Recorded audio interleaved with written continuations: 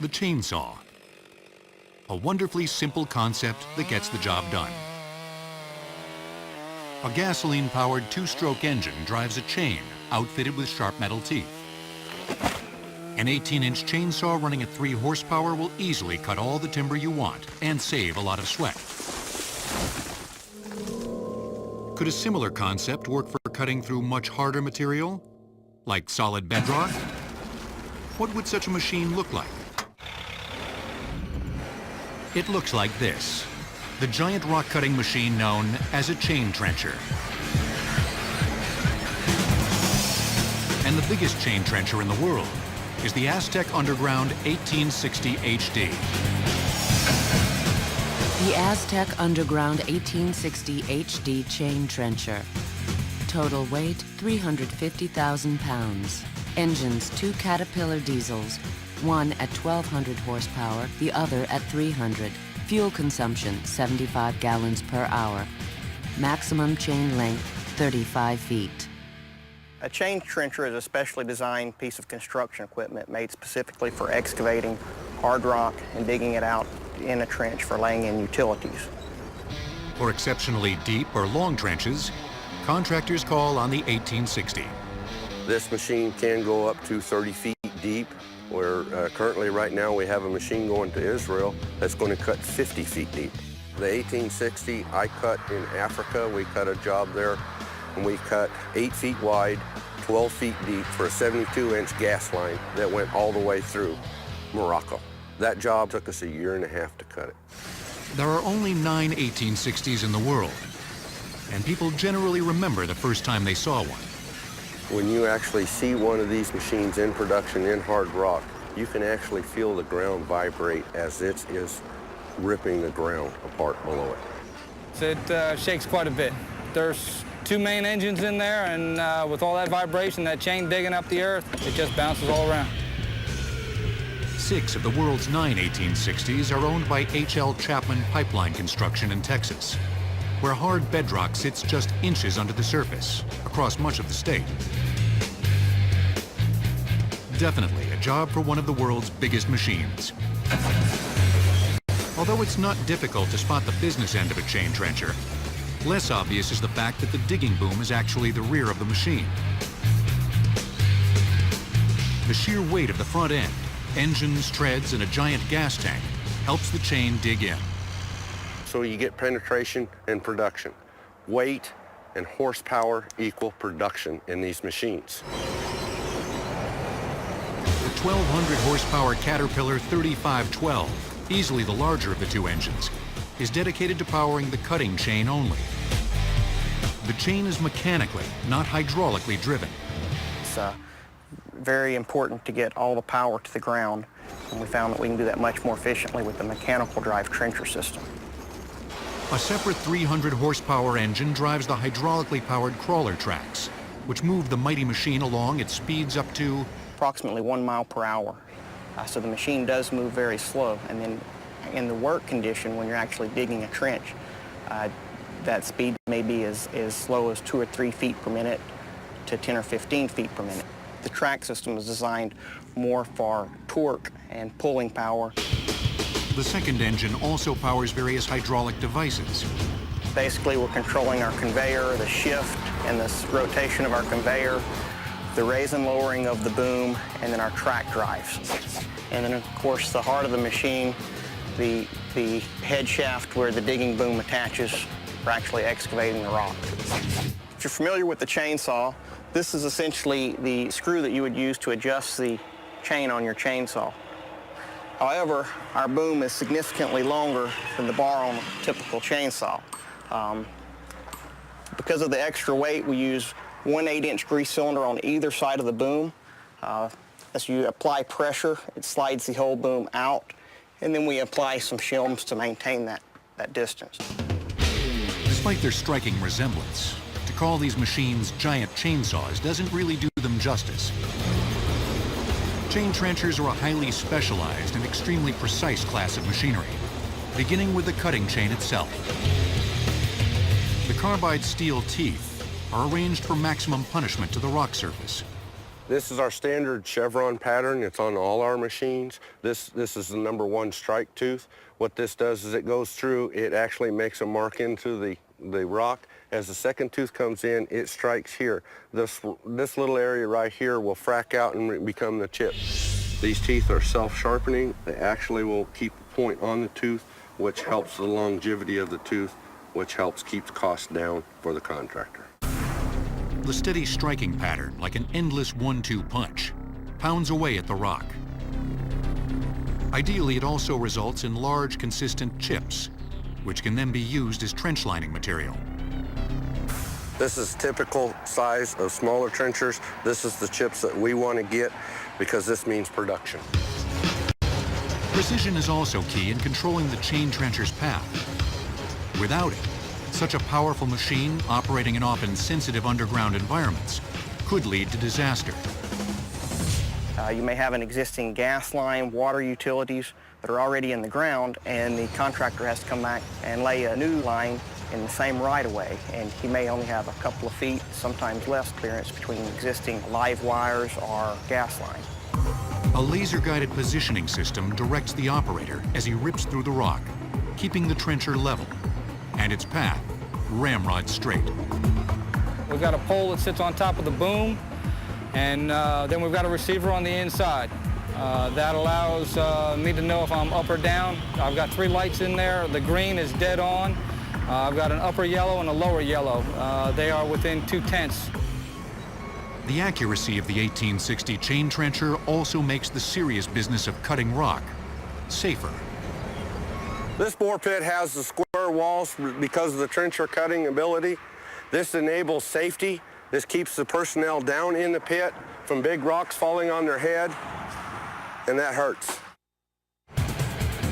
Chain trenchers fit in perfectly in Texas, where everything is, as they say, bigger. But these machines and the men who maintain them are world travelers. We have machines running throughout the Middle East, Europe, pretty much throughout the entire world. If there's rock, we typically have a machine there. But it takes more than one type of big machine to make rock do what we want. And sometimes, we want it crushed. To disassemble and move an 1860 chain trencher, including the tracks and boom, requires 2 90-ton cranes and 7 tractor trailers. The Earth is quite literally made out of rock, and so is much of civilization. At Vulcan Materials Quarry in Manassas, Virginia, ton after ton of this basic building block is blasted out of the Earth's surface and processed into aggregates suitable for everything from roadways to prefab concrete walls. Most of it serves the local market for concrete, asphalt, cinder blocks. We use it for road base, for beds, for bridge building, for driveways for people's houses. The industry says that for every person in the area, you have to supply 10 to 12 tons of rock per year. But it's no mean feat turning 4-foot-wide volcanic diabase boulders into tiny uniform stones.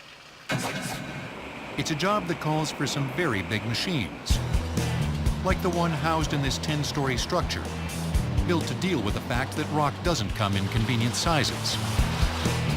Rock crushers. The Metso Minerals 4265 Superior Gyratory Crusher. Total weight, 264,000 pounds. Height, 10 stories. Motor, 500 horsepower electric. Diet, 2,557 tons of stone per hour. The 4265 is known as a gyratory crusher because of the motion that actually does the crushing. The relentless back and forth gyration that compresses rock against the chamber walls. To give you a visualization, this crusher is just a giant mechanicalized nut cracker.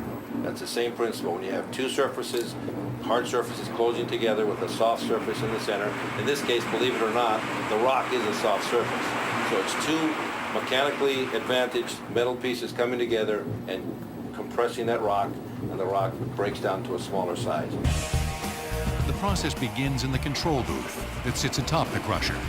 where the operator has a front and center view of each 100-ton load as it's fed into the crusher's mouth.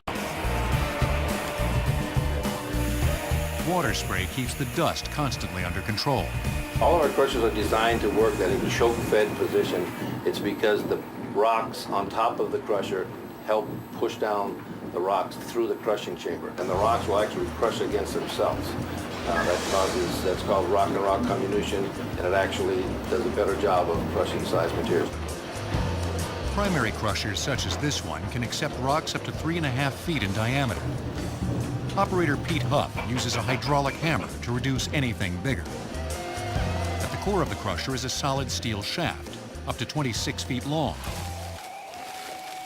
The cone-shaped mantle threaded to the shaft provides the crushing surface.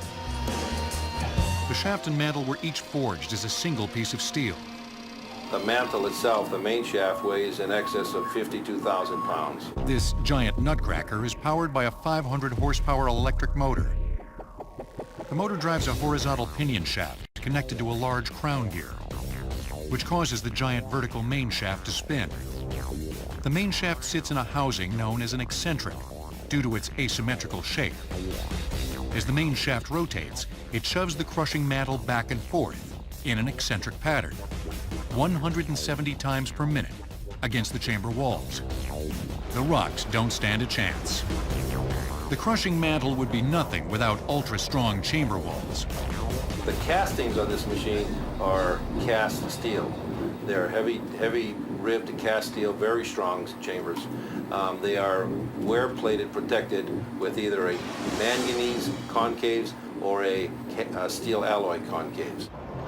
2 stories down from the control room, the crushing is in full swing.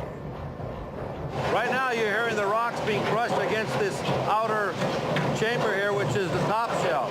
This section right here is the top shell with the heavy rib that support all the crushing forces. From this joint below, it's called the bottom shell, and that's where all the mechanics of the crusher are. The eccentric bushing, the bottom shell bushing, the eccentric, and below that is a main shaft position system, which raises and lowers the main shaft. The greatly reduced stone emerges below. You can see the size difference between the back of the truck and what's coming off that conveyor. That's how much it reduces that rock through that first stage. This highly efficient method, known as compression crushing, has played a key role in history. The first patented compression crusher was developed by a gentleman by the name of Eli Whitney Blake. Back in 1858, he held his first patent. He was actually the nephew of Eli Whitney, the inventor of the cotton gin. Eli Whitney Blake was challenged by the town commissioners to develop a crusher or some type of device to reduce stone in order to make macadam for a 2-mile stretch of highway. It took him 5 years to create this machine, which features 1 stationary jaw die, 1 opposing, turned in an eccentric motion.